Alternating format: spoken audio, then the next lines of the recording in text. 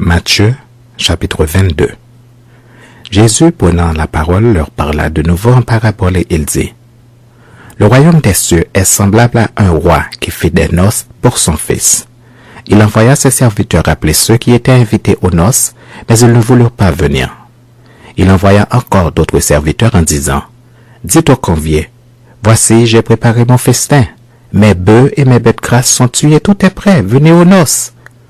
Mais sans s'inquiéter de l'invitation, ils s'en allèrent, celui-ci à son champ, celui-là à son trafic. Et les autres se saisirent des serviteurs, les outragèrent et les tuèrent.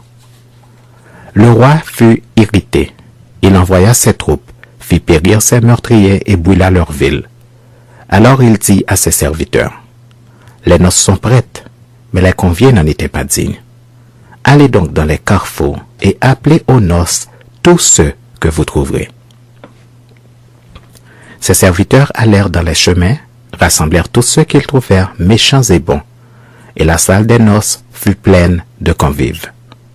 Le roi entra pour voir ceux qui étaient à table, et il aperçut là un homme qui n'avait pas revêtu un habit de noces. Il lui dit : Mon ami, comment es-tu entré ici sans avoir un habit de noces ? Cet homme eut la bouche fermée.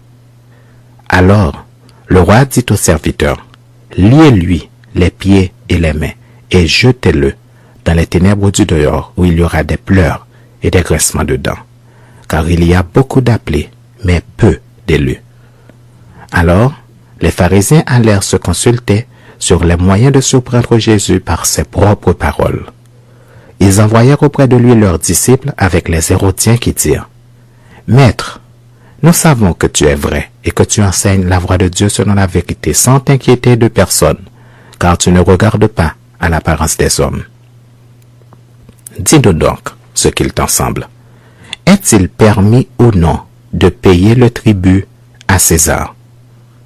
Jésus, connaissant leurs pensées, répondit : Pourquoi me tentez-vous, hypocrite ? Montrez-moi la monnaie avec laquelle on paie le tribut. Et ils lui présentèrent un denier. Il leur demanda : De qui sont cette effigie et cette inscription ? De César, lui répondirent-ils. Alors il leur dit : Rendez donc à César ce qui est à César, et à Dieu ce qui est à Dieu. Étonnés de ce qu'ils entendaient, ils le quittèrent et s'en allèrent. Le même jour, les Sadducéens qui disent qu'il n'y a point de résurrection vinrent auprès de Jésus et lui firent cette question : Maître, Moïse a dit, si quelqu'un meurt sans enfant, son frère épousera sa veuve et suscitera une postérité à son frère. Or, il y avait parmi nous 7 frères. Le premier se maria et mourut, et comme il n'avait pas d'enfant, il laissa sa femme à son frère. Il en fut de même du second, puis du troisième, jusqu'au 7e. Après eux tous, la femme mourut aussi. À la résurrection, duquel des 7 sera-t-elle donc la femme, car tous l'ont eue ? Jésus leur répondit : Vous êtes dans l'erreur, parce que vous ne comprenez ni les Écritures, ni la puissance de Dieu. Car, à la résurrection, les hommes ne prendront point de femmes, ni les femmes de mari, mais ils seront comme les anges de Dieu dans le ciel. Pour ce qui est de la résurrection des morts, n'avez-vous pas lu ce que Dieu vous a dit ? Je suis le Dieu d'Abraham, le Dieu d'Isaac et le Dieu de Jacob. Dieu n'est pas Dieu des morts, mais des vivants. La foule qui écoutait fut frappée de l'enseignement de Jésus. Les pharisiens ayant appris qu'il avait réduit au silence les Sadducéens se rassemblèrent, et l'un d'eux, docteur de la loi, lui fit cette question pour l'éprouver. Maître, quel est le plus grand commandement de la loi ?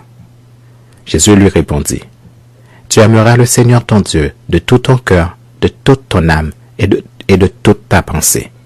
C'est le premier et le plus grand commandement, et voici le second qui lui est semblable. Tu aimeras ton prochain comme toi-même. De ces 2 commandements dépendent toute la loi et les prophètes.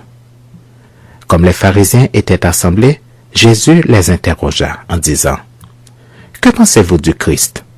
De qui est-il fils ? Ils lui répondirent : De David.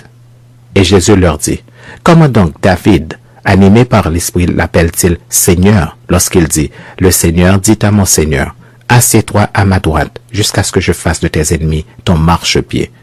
Si donc David l'appelle Seigneur, comment est-il son fils? Nul ne put lui répondre un mot. Et depuis ce jour, personne n'osa plus lui proposer des questions.